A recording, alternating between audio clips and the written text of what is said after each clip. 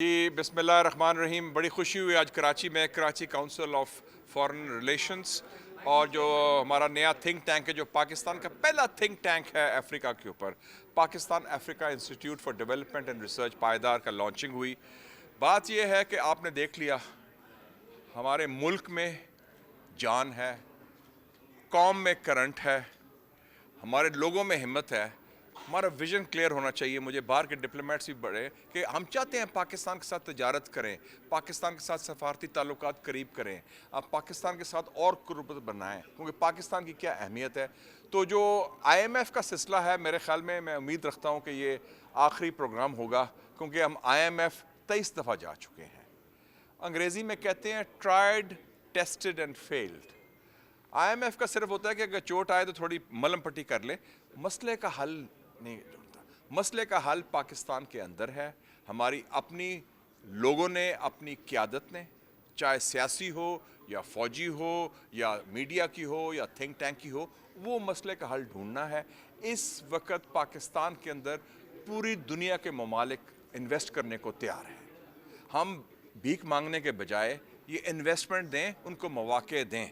मुझे खुश हुई कि सिंध इन्वेस्टमेंट कॉरपोरेशन ने उन्होंने इनिशिएटिव लिया है और हम उनको मौक़े दें। दो चीज़ें हमने करनी है, लाल फीता उसको काटें और सिक्योरिटी, फूल प्रूफ सिक्योरिटी वो फॉरेन इन्वेस्टर्स को दें। सऊदी अरेबिया 20-30 अरब डॉलर देगा आपको, चीनी 25 और अरब दे चुके हैं और देने को तैयार हैं।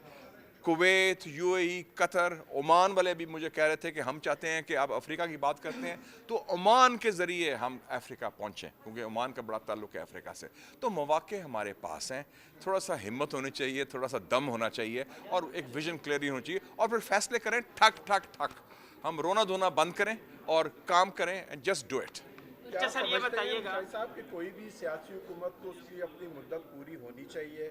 जब तक मुद्दत पूरी नहीं होती तो सरमायाकार भी सरमायाकारी में दिलचस्पी नहीं लेता। जब गैर यकीनी की सूरत हाल रहेगी तो सरमायाकार इन्वेस्ट करने से कतराएगा। क्या समझते हैं, मुद्दत पूरी होनी? मैं बिल्कुल ये कहता हूँ और मैंने तकरीर में भी कहा कि पिछले 7 सालों में 7 वज़ीर आज़म पाकिस्तान में आए और चूँकि पाकिस्तान अदम इस्तेकाम का शिकार हुआ, जो भी टर्म है, जो भी पार्टी है, एक तो उस पार्टी का मैंडेट का एहतराम करें, वोट को इज्जत दें सही मानों में और उनका टर्म जो है मुकम्मल पूरी कर दी जाए।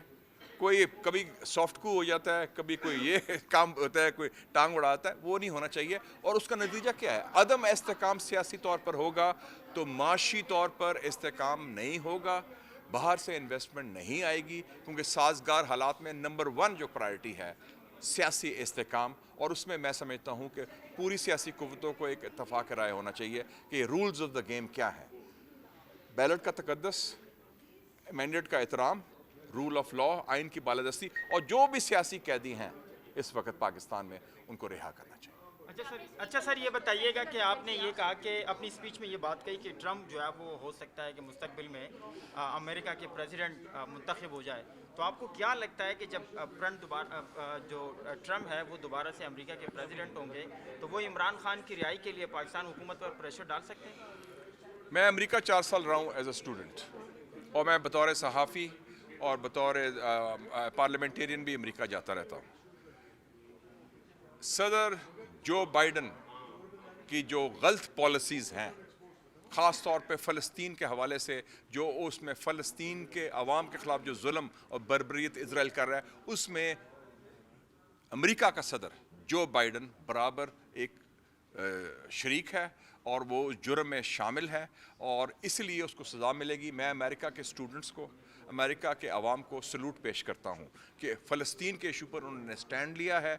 हर अमेरिकन यूनिवर्सिटी में कैंपस लड़ाई हो रही है और आप देखेंगे इंशाअल्लाह 5 नवंबर को इलेक्शन है, 5 नवंबर को एक अमेरिका में नया सदर आएगा और उससे कम इलाकाई अमन होगा। उन्होंने कश्मीर की बात भी की थी, तो मैं तो पहले भी कहता हूँ कि हम किसी बार के फ़ोन कॉल का इंतज़ार ना करें, क्योंकि 1984 में बेनज़ीर भुट्टो जेल में थी, और जब अमेरिका ने ऐलान किया कि वो पीटर गैलब्रेथ को भेज रहे हैं स्पेशल एनवॉय, दूसरे दिन उनको सखर जेल से रिहा करके लंदन भेज दिया गया।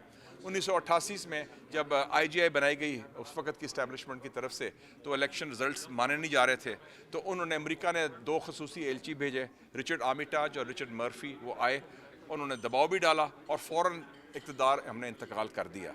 जब मियाँ साहब के ख़िलाफ़ कू हुआ 12 अक्टूबर का, वो जेल में थे, तो उस वक्त प्रेसिडेंट क्लिंटन ने एक कंसोर्शियम बनाया सऊदी अरेबिया, UAE और कतर का, और उन्होंने कहा कि जी मेरी टर्म ख़त्म हो रही है, यानी कि क्लिंटन की, सदर क्लिंटन की 20 जनवरी 2001 को।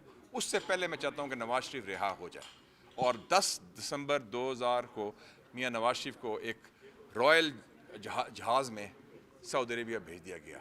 तो अब तारीख आपके सामने है, बेहतर है कि हम बाहर के टेलीफोन करने से पहले हम ये काम पाकिस्तान के अंदर खुद कर लें कि जो सियासी कैदियों को रिहा कर दिया जाए, बेशमूल इमरान खान को। सर ये बताइएगा कि चूँकि आपने कहा कि पाकिस्तान में जो भी सियासी कैदी हैं उनको रिहा कर दिया जाए, उसमें मिसिंग पर्सन भी शामिल है बलूचिस्तान के। मैं ये कहना चाहता हूँ, मिसिंग पर्सन कहीं भी हों, चाहे सिंध में हों, चाहे बलूचिस्तान में हो, और चाहे खैबर पख्तूनख्वा हो या पंजाब भी हो या इस्लामाबाद भी हो, उनका रिहाई होना चाहिए। मिसिंग पर्सन के ऊपर मैंने खुद काम किया है, ये एक बड़ी जुल्म है, ज़्यादती है, इंसानी हकूक़ की खिलाफ वर्जी है।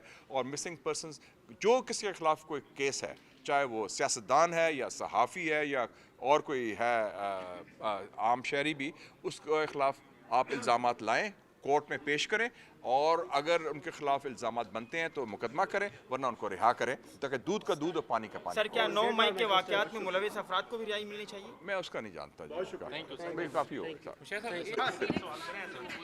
ये मुझे बड़ी खुशी हुई कि आज कराची में पाकिस्तान का पहला थिंक टैंक अफ्रीका के हवाले से लॉन्च किया हमने, Pakistan Africa institute for development and research पायदार। और पायदार का मकसद ये है कि जो 55 ममालिक हैं अफ्रीका के, जिसमें पाकिस्तान का बड़ी इज़्ज़त और एहतराम का रिश्ता रहा है माजी में, उस रिश्ते को बहाल करना है। हमने ताल्लुकात बढ़ाने हैं, तजारत बढ़ाने हैं, तालीम के हवाले से, तवानाई के हवाले से, मईशत के हवाले से, और ख़ास तौर पे मीडिया के हवाले से भी।